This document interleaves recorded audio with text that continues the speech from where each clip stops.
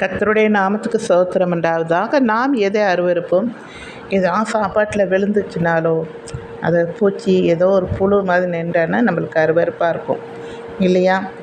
இங்கே தேவன் அருவருக்கிற காரியங்களை நாம் இங்கே பார்ப்போம். உபாகம் புஸ்தகத்திலே 18ஆம் அதிகாரத்திலே 9லிருந்து 13 வரைக்கும் நான் வாசிக்கிறேன்.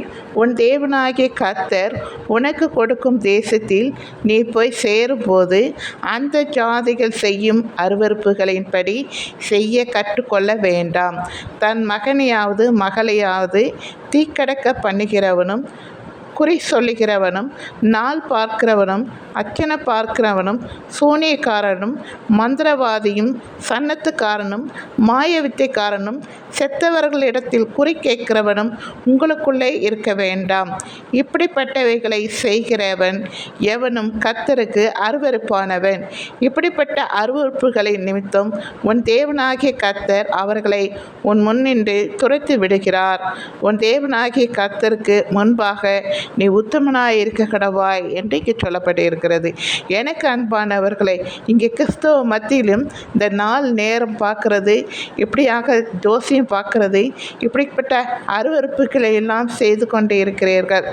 மந்திரவாதி, குறி சொல்லுகிற நாள் பார்க்கறது, இதையெல்லாம் தேவனுக்கு அருவருப்பு என்று சொல்லப்பட்டு இருக்கிறது.